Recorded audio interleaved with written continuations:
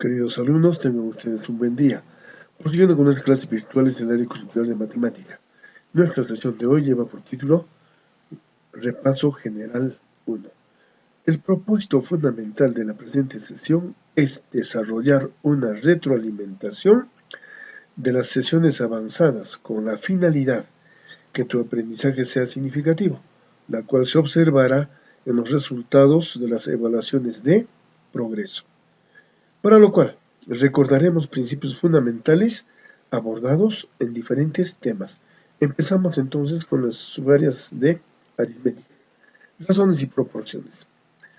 ¿Qué es una razón? Razón era una comparación de dos cantidades homogéneas.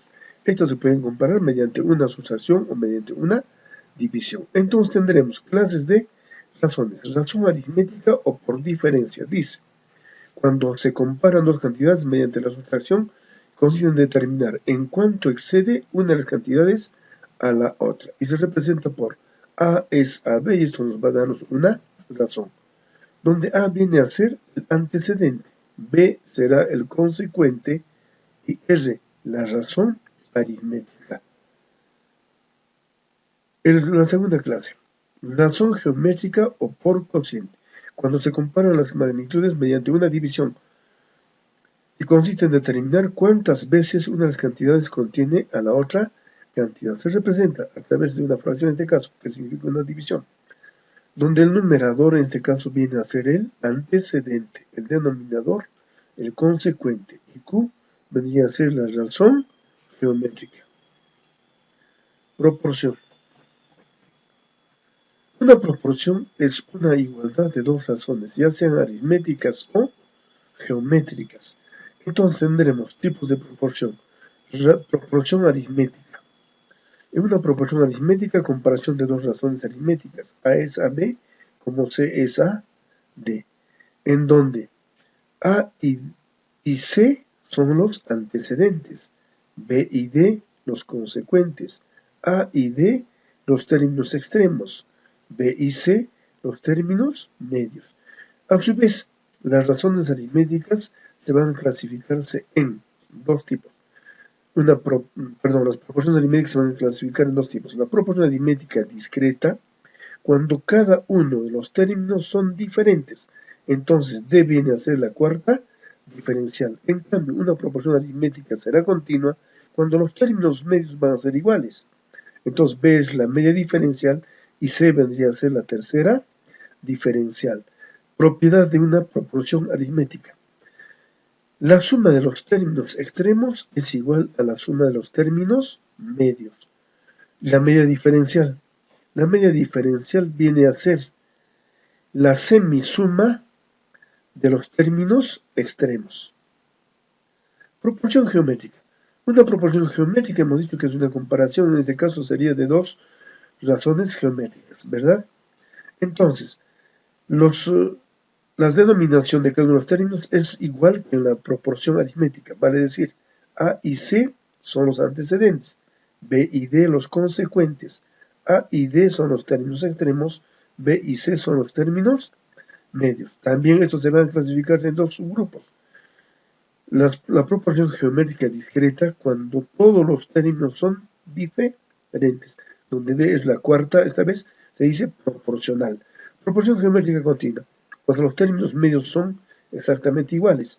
Entonces, B es la media proporcional y C es la tercera proporcional. La propiedad de una proporción geométrica. El producto de los extremos es igual al producto de los medios y la media proporcional estará dado en una proporción geométrica continua mediante la raíz cuadrada de los términos extremos. Vamos a pasar ahora a su área de álgebra, empezando con lo que es potencia de exponente entero. ¿Qué es la potenciación? La potenciación viene a ser una operación en la cual consiste hallar, en este caso, la potencia a partir de una base y un exponente. Entonces, los elementos de una potenciación vendría a ser B, en este caso base, N vendría a ser el exponente y P vendría a ser la potencia. La base es un número real cualquiera, pero a excepción del 0, y N es un número entero, vale decir, puede ser positivo o puede ser negativo. Para lo cual, también debemos recordar la ley de signos para la potenciación. La primera ley, base positiva, exponente par o impar, la potencia será positiva. Si la base es negativa y el exponente es par, la potencia sigue siendo positiva. Y la tercera ley, si la base es negativa y el exponente impar, la potencia será negativa. Como ven, el único caso en el cual la potencia va a ser negativa es cuando la base sea negativa y el exponente impar. En el resto de los dos casos, siempre la potencia va a ser positiva. Propiedades o definiciones o teoremas de la potenciación. La primera propiedad, exponente natural. A elevado a la n significa multiplicar la base A, en este caso n veces, donde n es un número natural. Exponente 0. Toda base elevado a exponente 0 nos va a darnos igual a la unidad, pero esta base debe ser diferente de 0. Cualquier número real, pero diferente de 0. Exponente 1. Todo número real elevado a exponente 1 será el mismo número. Exponente negativo. Cuando el exponente es negativo, se hace necesario positivizar, para lo cual invertiremos la base. Entonces, 1 sobre A. Aquí le falta el exponente, sería n positivo, por favor. Donde A es un número real distinto de 0 y n es un número natural. Producto de potencias de base iguales. Cuando tengamos el producto de potencias de base iguales, se pone la misma base y se suman los exponentes. En cambio, un cociente de potencias de base iguales, se pone la misma base y se restan los exponentes. Exponente del numerador con exponente del denominador. Por supuesto, donde aparezca como divisor A, este debe ser siempre diferente de 0. Potencia de potencia. A elevado a la m, todo a la n, significa ponemos la misma base y multiplicamos los exponentes. Potencia de un producto. En este caso, el exponente afecta a cada uno de los factores del producto, entonces sería A a la n por B a la n por C a la n. Potencia de un cociente. También el exponente afectará tanto al numerador como al denominador, o al dividendo y al divisor. Por supuesto, aquí otra vez aparece como denominador la base, entonces esa base debe ser diferente de 0. Expresiones algebraicas. El siguiente tema de álgebra, lo que hemos abordado era expresiones algebraicas, para lo cual hemos ido definiendo. Es una expresión algebraica, expresión matemática que lleva constantes y variables en una cantidad limitada, con las que se pueden realizar las 6 operaciones fundamentales, vale decir, la suma, la resta, la multiplicación, la división, la potenciación y la radicación. Importantísimo. Para que una expresión matemática se considere como expresión algebraica, debe ser una cantidad limitada, no debe ser ilimitada. Entonces, de aquí no es expresión algebraica. Y la otra nota importante es que los exponentes siempre van a ser números, no pueden ser letras. Entonces, dos prohibiciones tenemos aquí. Si es una cantidad ilimitada, no es una expresión algebraica. Si los exponentes son letras, no es una expresión algebraica. Con eso podemos trabajar que es un término algebraico. Un término algebraico será la unión de constantes y variables, vinculados a través de las operaciones de multiplicación, división, potenciación y radicación. Entonces, aquí no va a haber el signo más o menos que nos separe tanto a los números como a las variables, para considerar que es un término algebraico. Este término algebraico consta de dos partes. La parte numérica, en las cuales está el coeficiente con su signo, y la parte literal, en las que se consideran las variables con sus respectivos exponentes, en este caso 4 o 5. Y si no hay un exponente, ustedes ya saben que se sobreentiende que es 1. Clasificación de expresiones algebraicas. De acuerdo a la naturaleza del exponente, las expresiones algebraicas serán de dos tipos, las racionales y las irracionales. A su vez, las expresiones algebraicas racionales se clasifican en dos subgrupos. Estos son la expresión algebraica racional entera, en los cuales los exponentes de las variables van a ser números enteros positivos, incluido el 0. Expresión algebraica racional fraccionaria. Basta que una variable tenga un signo negativo, un exponente negativo. Suficiente eso para decir que es una expresión algebraica racional fraccionaria. Y las expresiones algebraicas irracionales son aquellas que al menos uno de los términos tenga como exponente a una fracción. Mira, en dos palabras, ¿cómo se dice? Expresión algebraica racional entera. Todos los exponentes son positivos, incluido el cero. Expresión algebraica racional fraccionaria. Al menos el exponente de una de las variables, como en este caso, sea negativo. Expresión algebraica irracional. Cuando al menos uno de los exponentes de la variable sea una fracción. Ahora, de acuerdo al número de términos, las expresiones algebraicas se van a clasificar como expresión algebraica de un término. El ejemplo que tenemos aquí, un solo término. Expresión algebraica de dos términos. Poseerá dos términos. Expresión algebraica de n términos. En este caso, estamos considerando una expresión algebraica de 5 términos. Miren, ¿qué clase de expresión algebraica vendría a ser esta? Su exponente es una fracción, entonces será una, de acuerdo al exponente, será una expresión algebraica irracional. En aquí hay uno, x está con menos 2, será una expresión algebraica racional fraccionaria. En cambio aquí, los ejemplos todos son enteros positivos. Entonces será una expresión algebraica racional entera. ¿Eso para qué estamos incidiendo? Para hablar ahora de los polinomios. ¿Qué van a ser los polinomios? Van a ser expresiones algebraicas racionales enteras. Vale decir, los exponentes siempre deben ser números enteros positivos, incluido el 0. Como ejemplo tenemos aquí un polinomio en los cuales si verificamos que los exponentes de las variables son enteros positivos. 2, 5, aquí 4, 1, aquí 1 y 5. Entonces es una expresión algebraica racional entera. Eso se les denomina nuevamente, reiteramos, como los polinomios.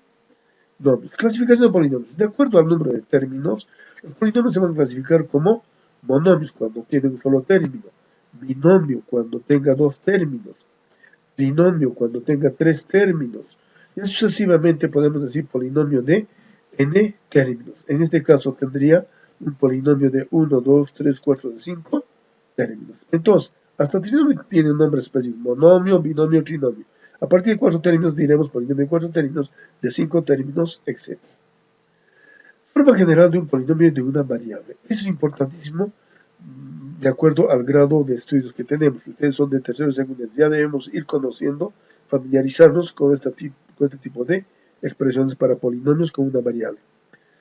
Entonces, un polinomio en x es igual a sub n x a la n más a sub n menos 1 x a la n menos 1 más hasta a sub 1 por x a la 1 más a sub 0, donde a sub n, o sea, de aquí el coeficiente principal debe ser diferente de 0. Entonces, vamos a especificar cada uno de los valores.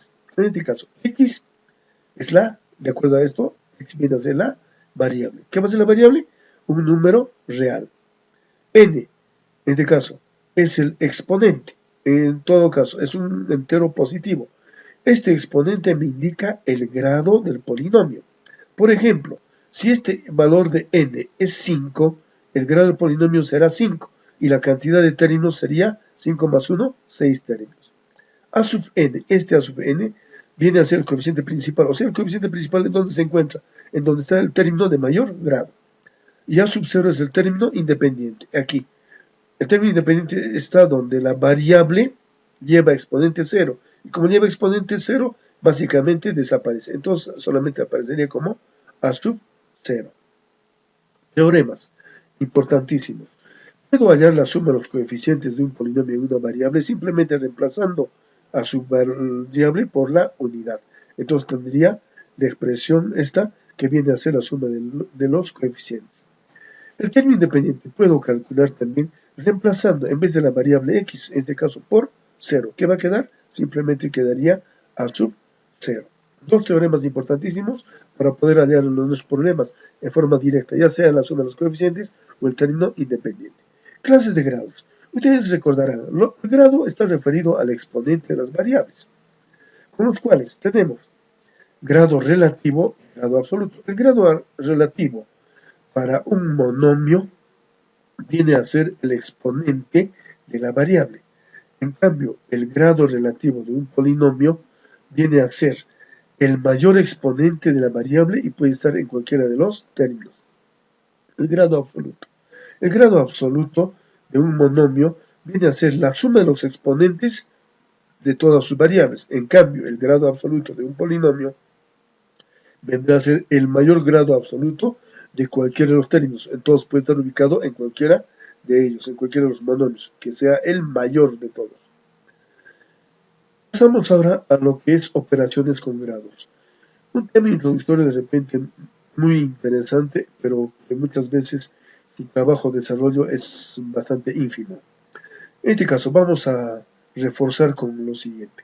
Dice, si los polinomios en x, p de x y q de x son polinomios de grados m y n, con m mayor que n, o sea, m es grado de p, n es grado de q. En aquí la condición básica debe ser que los grados deben ser diferentes, entonces m mayor que n. Con eso puedo trabajar una adición o sustracción. Entonces, el grado de una adición o sustracción, p de x más q de x, el grado de estos, será en este caso el valor de m. ¿Por qué? Porque se mantiene el valor del mayor. Para una multiplicación, el grado para una multiplicación, simplemente los grados se van a sumar. El grado de p de x era m y el grado de q de x es n, entonces simplemente la suma m más n. Para una división, los grados se van a restar. Entonces sería grado del dividendo menos el grado del divisor. Para una potenciación se va a multiplicar el grado de la base, que es m, por el exponente, que es k.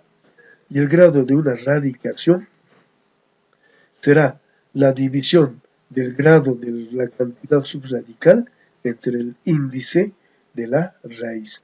Entonces, con esto estamos recordando y reforzando nuestros conocimientos para operar, para realizar operaciones con grados, ya sea de suma, resta, multiplicación, división, potenciación y radicación.